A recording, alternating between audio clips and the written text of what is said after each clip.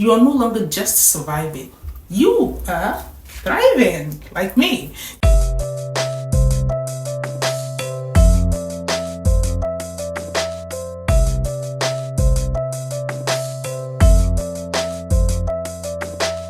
Hey there, welcome back to the channel. If you're new here, my name is Jane and you are welcome to Thrive with Jane. Here we share faith-based inspiration, practical tips, and encouragement for expats, moms, and anyone navigating life twists and turns.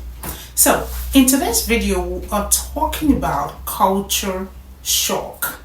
You know, that overwhelming, what have I gotten myself into kind of feeling when you just move to a new country, a new stage of life, a new season of life. Now, whether you're an expat like me, a student, or you're just curious, especially in this era where a lot of people go away from their home country in search of greener pasture, I am going to walk you through what culture shock really feels like, because I am living the experience. And more importantly, I will share with you how to overcome it with faith, patience, and a positive mindset.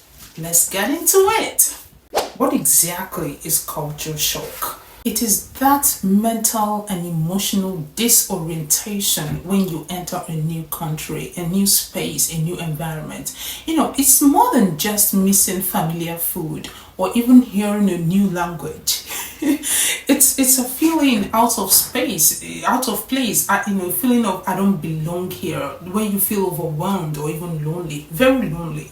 Now, truth is, culture shock in itself isn't a bad thing. It's just a sign that you are growing. Remember, every blessing comes with its challenges, and stepping into a new culture does stretch you in ways you never imagined. I can tell you for a fact. Culture shock does come in stages. Now, let's break it down. Knowing them helps you recognize where you are and that it is totally normal. Don't be like me. I never cared enough to understand this and it hit me really hard. So you being here shows that you want to learn more. The first stage will be the honeymoon stage, where you're so excited, you are in awe of the sights, the sounds, the experiences, even the food. It tastes really amazing. The culture fascinates you and you're so ready to dive into everything. For example, now you find yourself snapping pictures of the vending machines, the cherry blossoms, even the way people queue so neatly. Oh, I love the orderliness. They queue so neatly in train stations. Everything just feels like an adventure, basically. And then you go to the second stage, which is the frustration stage. This is where reality kicks in.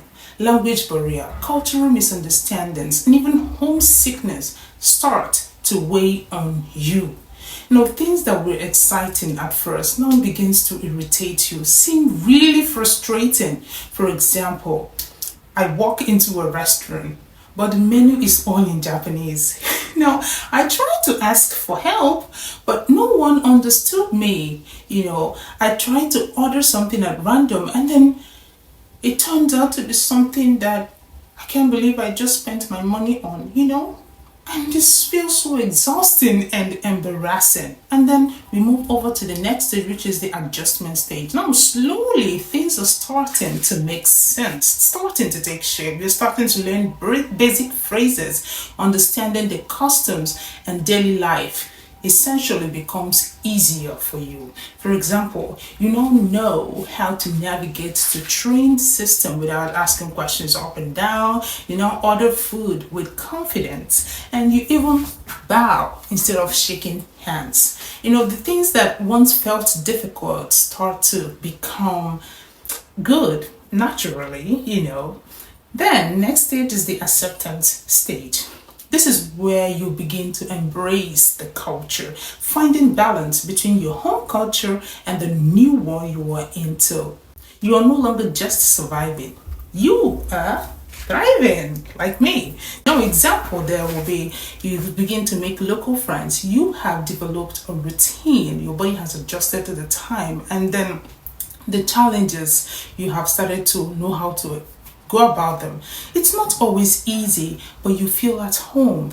Now, one thing to note though is that the duration of these stages or individual stages, they vary by individual, and a number of factors, such as if it was your first time of leaving your home country for such a long time, based on one or two things, and then how long you really stayed. In my own case, I had left Nigeria one time to another African country where I spent less than a month, and I think that's the main reason why I didn't care enough to explore the concept or phenomenon of cultural shock before leaving the continent of Africa for Asia, Japan.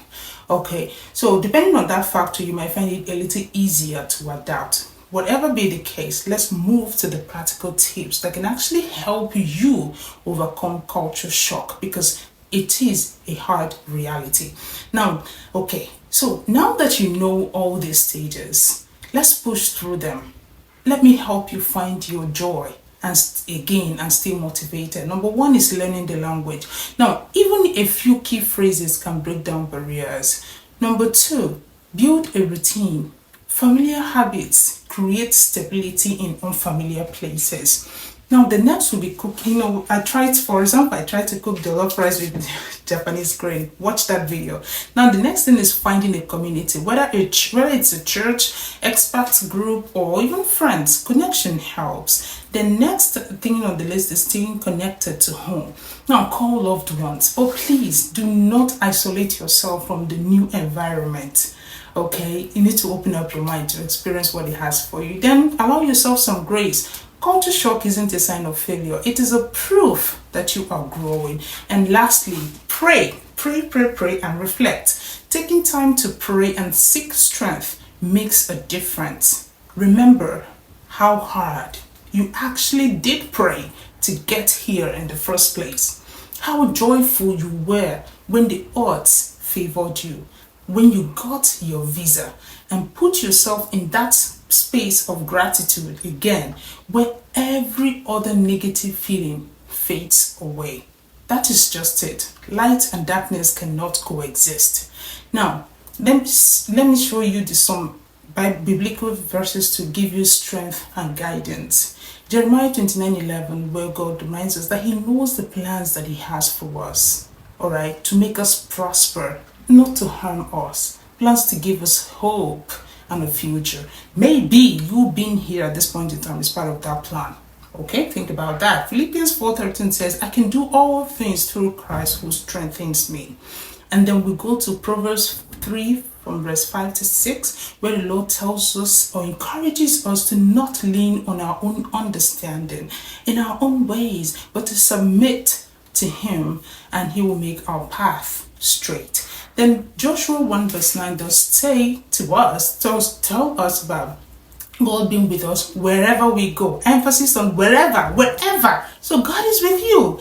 Psalm 46 verse 1 tells us about strength.